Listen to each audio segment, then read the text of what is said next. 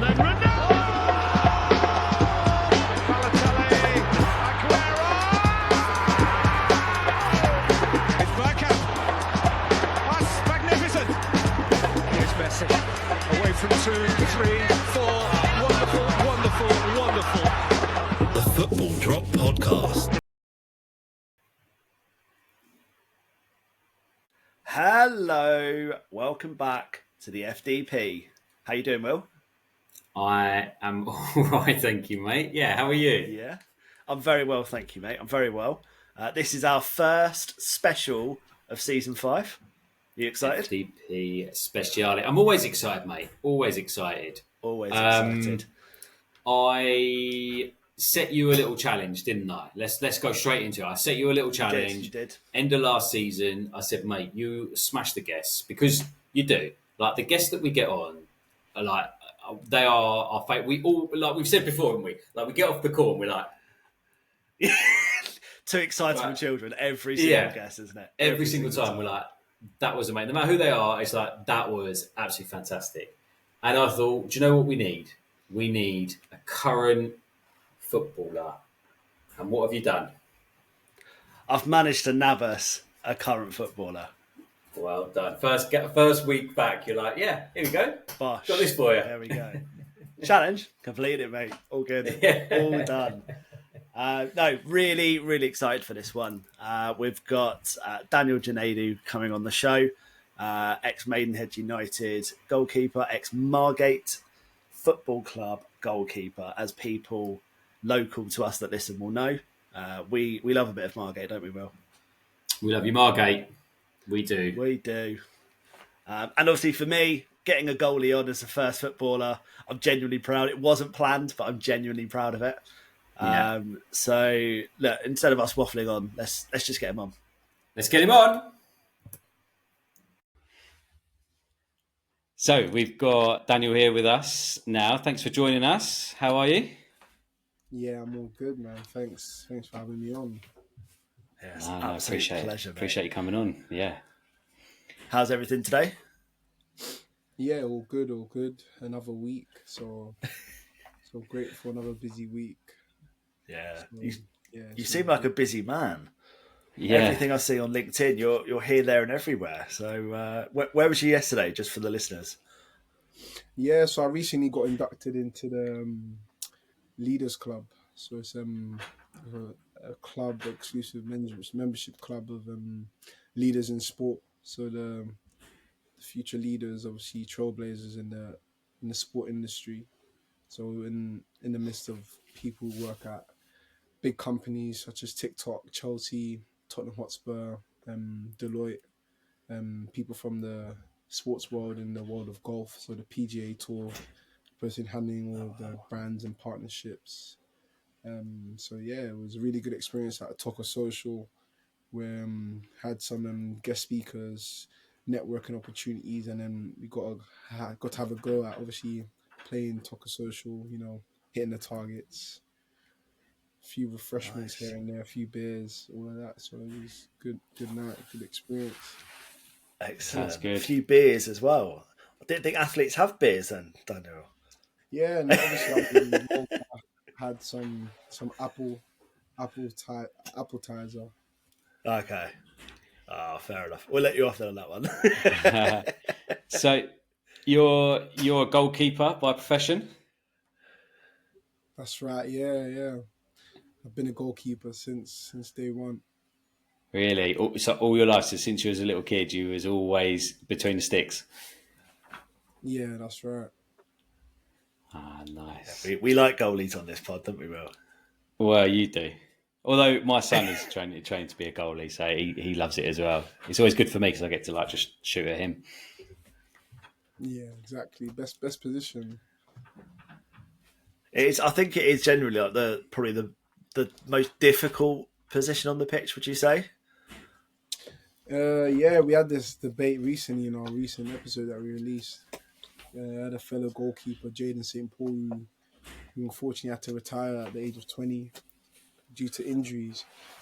Oh, Christ. We had that debate on there about the hardest position on the pitch, and for me, I feel like it's 100% goalkeeping in every aspect. Like, I don't feel like there's even a debate about it.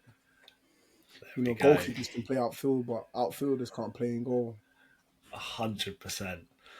Except with me. So I play in goal for a little five-a-side, and I can't play on pitch at all. Like, one, I'm so unfit. Two, I can't really kick a ball straight. Every now and then, one in about 20 passes is an absolute dream. I think we'll probably be fair to say. But I'll probably play about 10 a game, so it takes a while to get into it. It is. I was just going to say, I think it is one of those, isn't it, where I think, like Peter Crouch has spoken about, goalkeepers don't actually play football. It is just a completely different game, which, isn't probably true in that sense of not playing football. But you do play a completely different game. It's one of those positions where, you have to just know. Like, I couldn't go. I don't go and go. If I go and go, it's just an absolute joke. So it is one of those things. And what was your how did you kind of progress throughout your childhood then? Were you playing sort of local level and then have come up and making sort of more appearances in non-league? Yeah, no, I grew up playing football in Ireland. I grew up in Ireland. Oh, okay. So I played for my local Premier League team there. And then around the age of 10, I went and trialled for academies in the city in Dublin. And then I signed for a big team in Dublin City in Ireland called Home Farm. Yeah. It's Home Farm, and then I did a season there and played in big tournaments such as the Kells Cup, which is quite a big tournament in Ireland. And then after Home Farm, I played for St. Kevin. And then after that, my family relocated over to England. Okay. And was it the West Ham Academy you joined first, or was it the Chelsea one? No. So obviously moving to England, I played in the Sol Kent League, my local team, Acid Rise. And then I got scouted by Chelsea around the age of 12. Amazing. And what was it like at the Chelsea Academy then? Because, we're Arsenal fans ourselves, so we do like to sort of come down on Chelsea a bit as and when we can, if there's an opportunity to have a little dig. But obviously we know that, it's a huge club, huge academy as well. So what was that like for you, especially at the age of 12? That's a young age to kind of be exposed to, I suppose, that sort of pressure and the size of the club as well. So what was that like for you? Yeah, it was an amazing experience. Like, there's nothing like it ultimately. At the young age, we exposed to like an elite environment where you're on it 24/7. You have technical, tactical knowledge and education about the game that's at like extensive level. So they're doing things that even some first team clubs further down the pyramid don't even get, that players at Chelsea from that young age get access to. Oh, okay. Fair enough. Do you have much kind of exposure to like the first team or stuff, or at the end of seasons and things like that? Do you have like big sort of get-togethers or anything like that? Yeah, there was. They had an annual day where obviously all the academy and the players come together. They have a barbecue, etc. But obviously we usually see them, in and around the training ground, across the road. Amazing. What's that like? I mean, for Will and I, we're just average guys. Like, we dream of seeing that. Like, we still get goosebumps when we go to a football stadium. Doesn't matter what pitch it is, what stadium, we still just get the goosebumps. So what's that like, seeing something like the first team?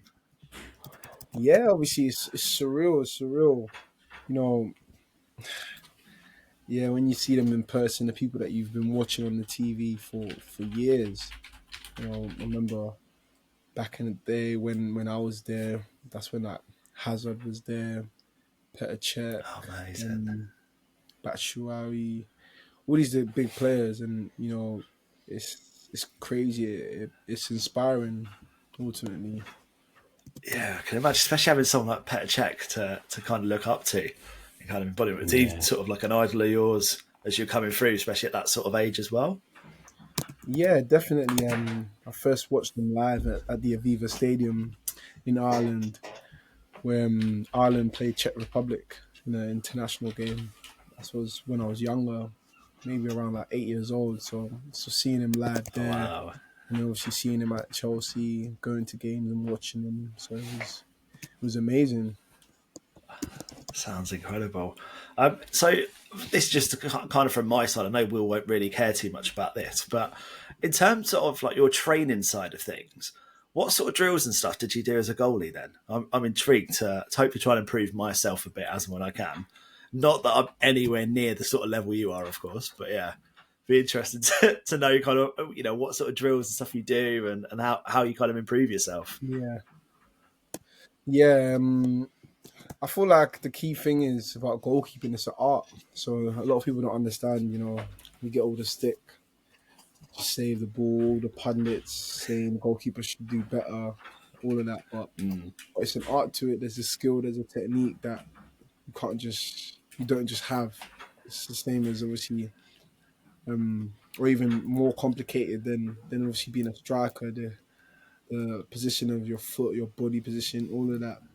So there's different techniques such as like the sweep technique, the scoop technique, a block, a spread, all these different types of saves to obviously do the job. These are things that you need to have on lock to be an effective goalkeeper, and it's something that takes years of practice and training.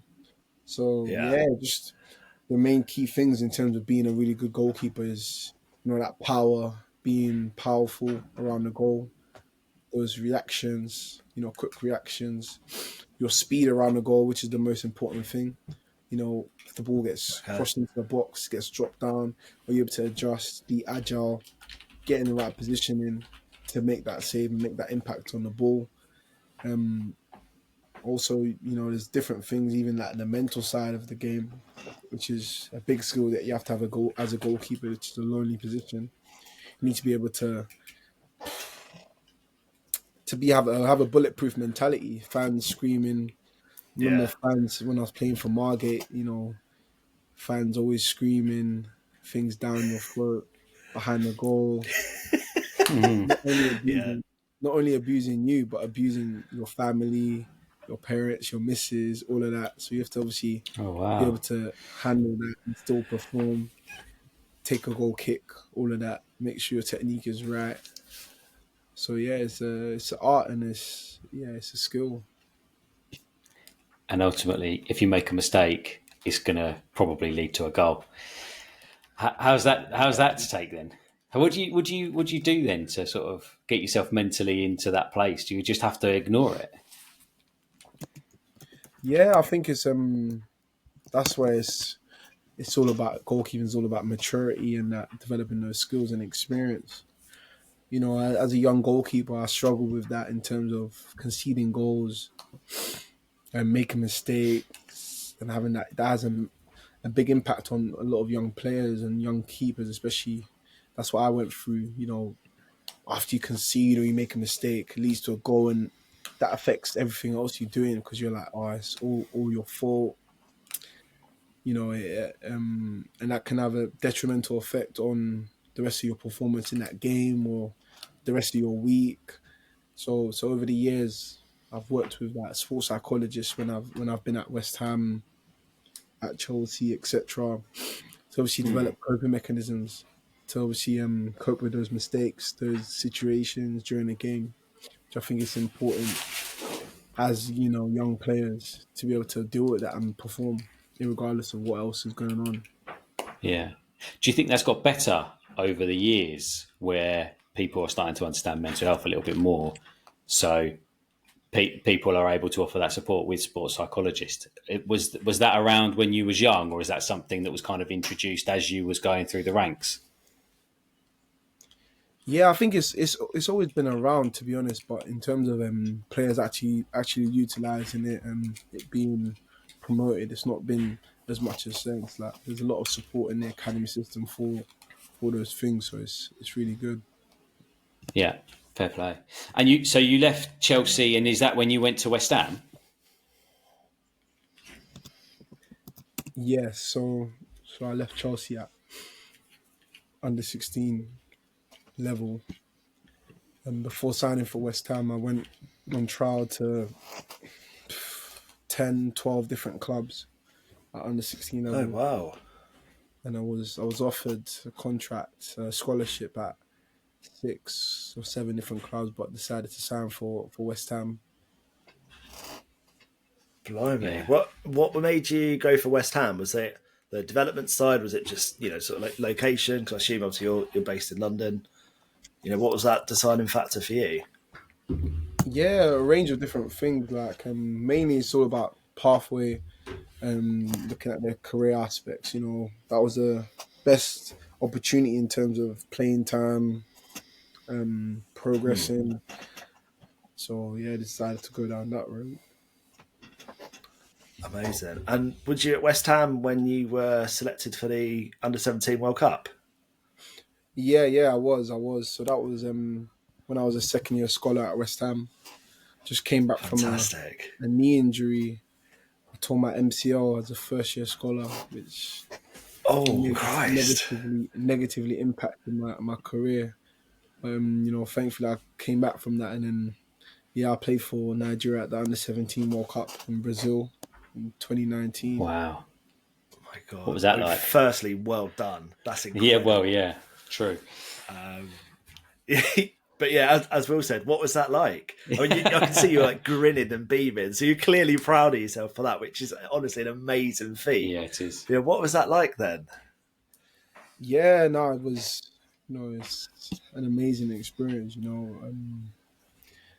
A major tournament, World Cup, being recognised as one of the best goalkeepers in the country. Nigeria is, I think, like 100 times bigger than the UK. So being selected as number one and the best goalkeeper my age to obviously represent the country is something it's massive, and I'm very proud of. Yeah, But yeah, it was an amazing experience. Like, we went to Brazil, we went to like 3 or 4 different cities there, playing in major stadiums, playing against the best players in the country, who've gone on and done amazing things, played in the Prem, played at the highest level. So it was really good. Amazing. Who did you come up against? You said it's like someone playing in the Prem now. So who was it you came up against? Just so you can name drop, that's all. Yeah, no, so we played against Hungary, we played against Japan, we played against Ecuador, and we played against Australia as well. I'm missing another team. Who else? And then we got knocked out by the Netherlands in the round of 16. But there's a few players from the Netherlands that obviously play at a high level now, like Ian Maatson. I think he used to play for Chelsea. Oh wow! He plays for. It's just gone to Villa now, isn't he? I think. Yeah, he might be. I think he's at Villa now. Yeah, so he played in that tournament, and a few other guys. I can't remember their names now, but yeah, they were there. They're nothing compared to you, are they? So it doesn't matter, right? Yeah. They're just small names now. Yeah, Oh, amazing.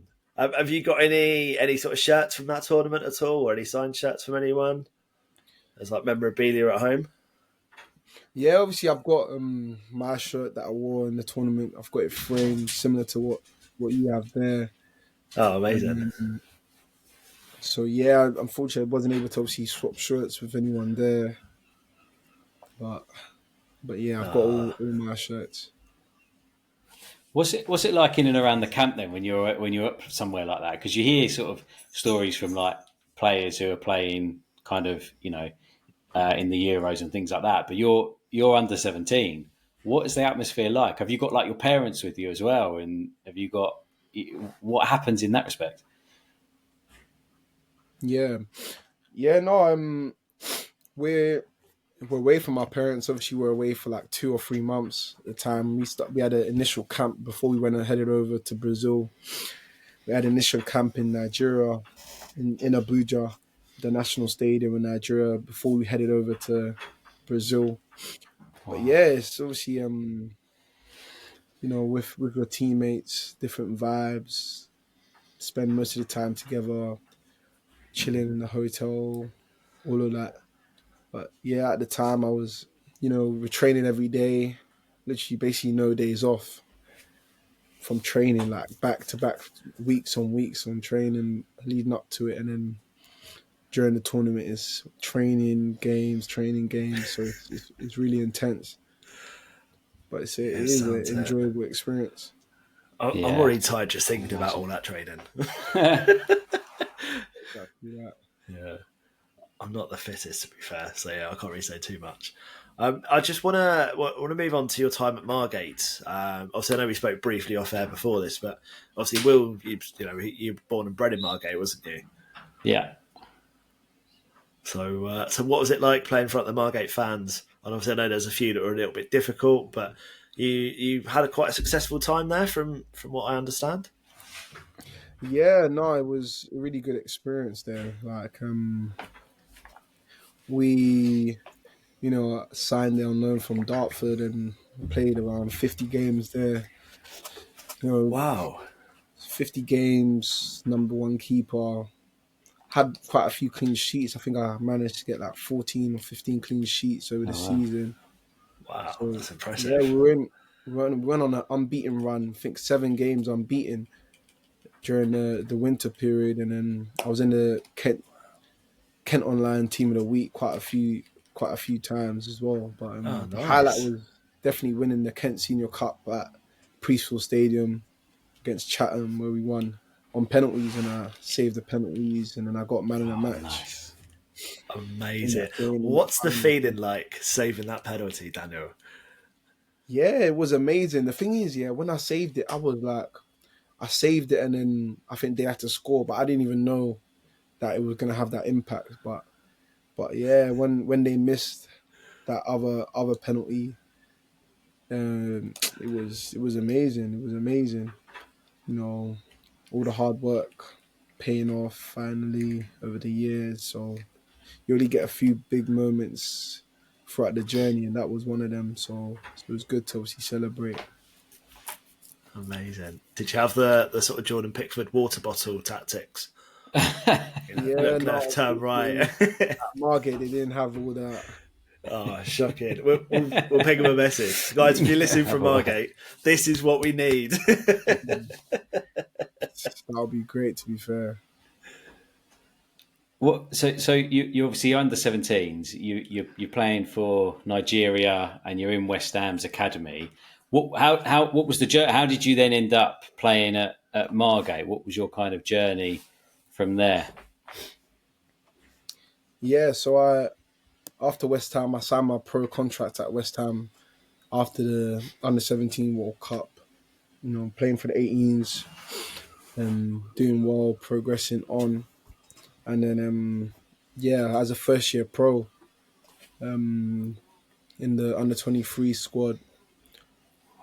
Fortunately, I didn't really get my opportunity. I went a whole season without playing one game.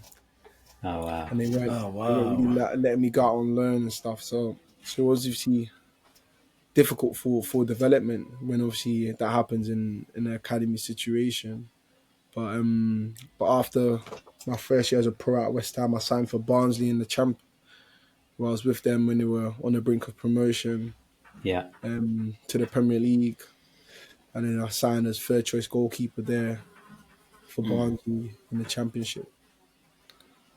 Incredible. What was that like? Obviously playing with, but like the big boys, so to speak. You got big goalies, seasoned pros and things like that, and especially the team kind of pushing for promotion to the Premier League.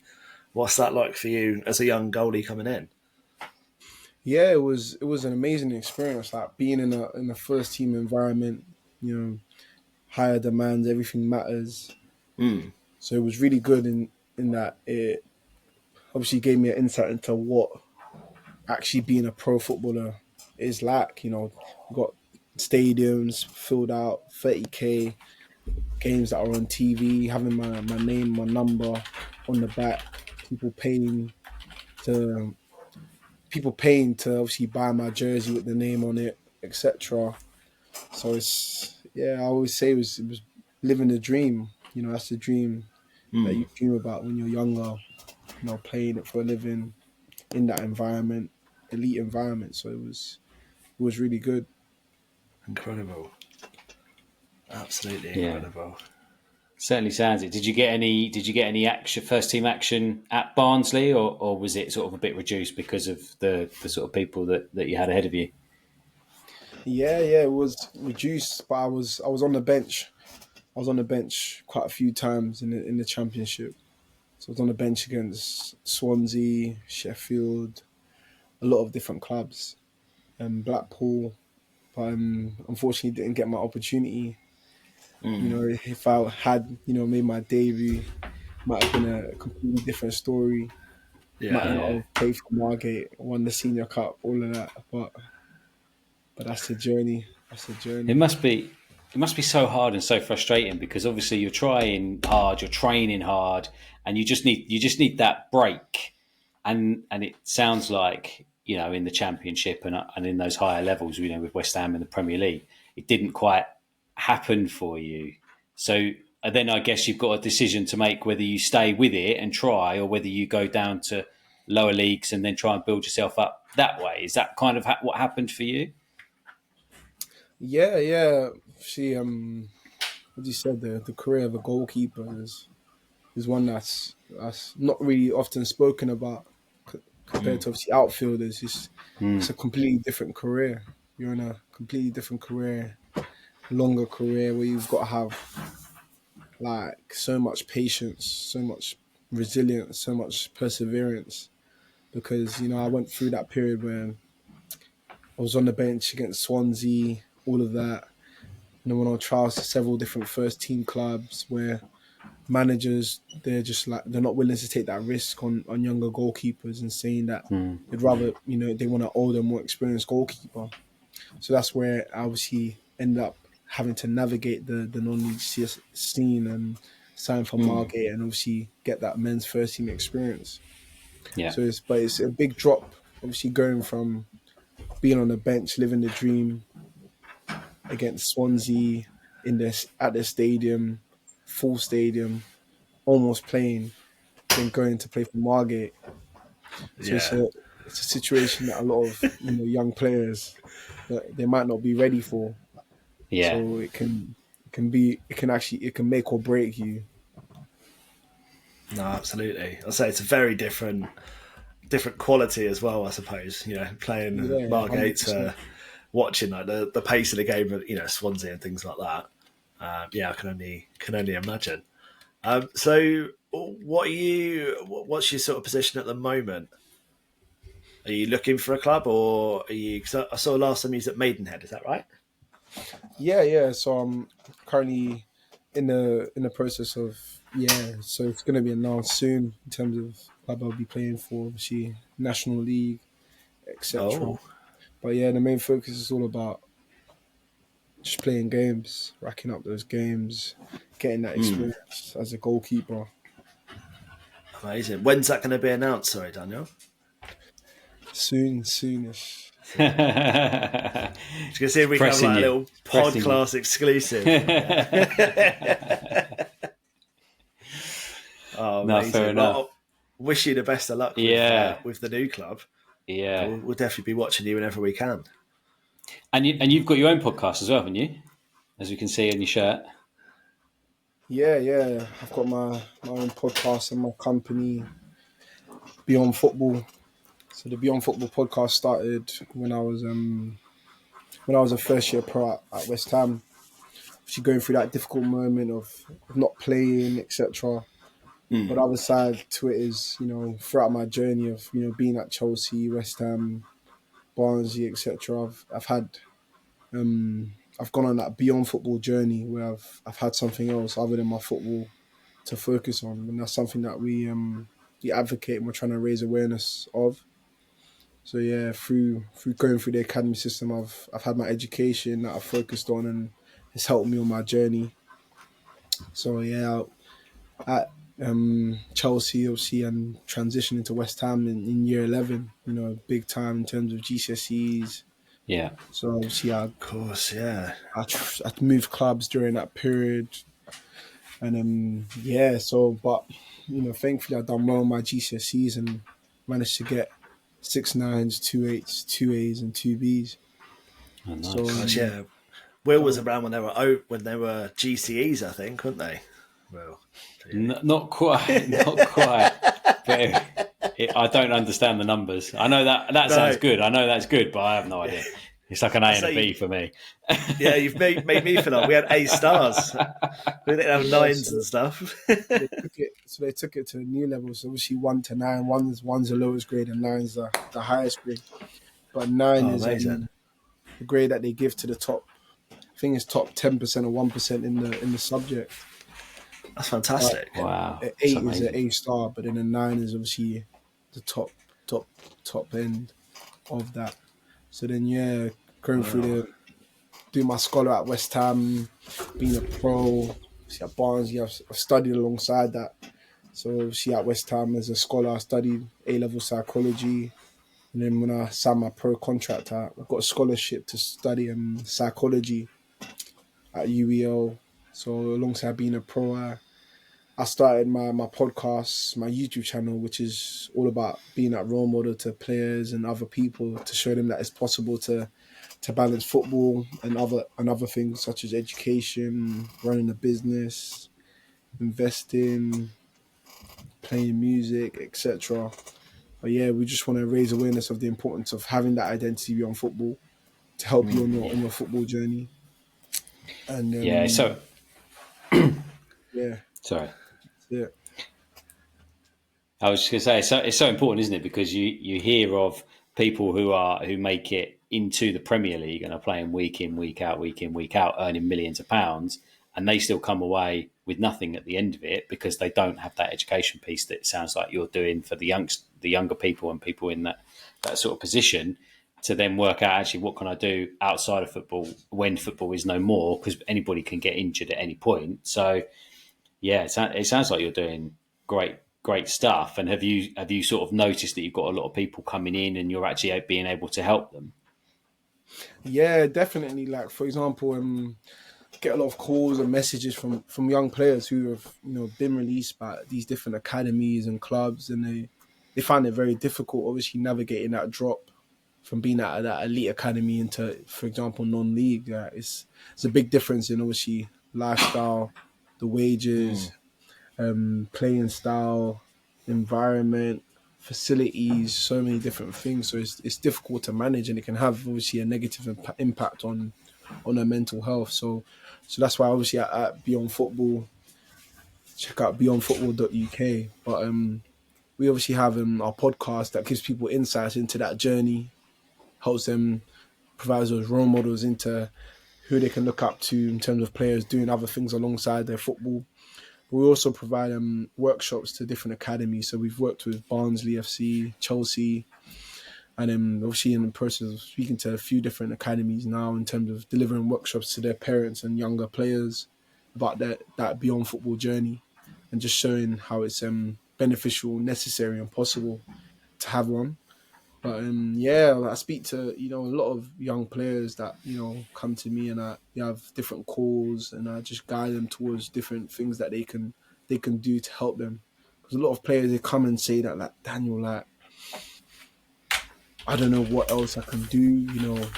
I eat, I live, I breathe football, and they have nothing else. And it's a very vulnerable situation that they're in, because they've obviously not have any experience of obviously being outside of that football bubble, where someone else who hasn't played football, they might have got a job when they're 17, working at, I don't know, Sainsbury's, working at JD, but they don't have that experience of obviously what it's like in the real world.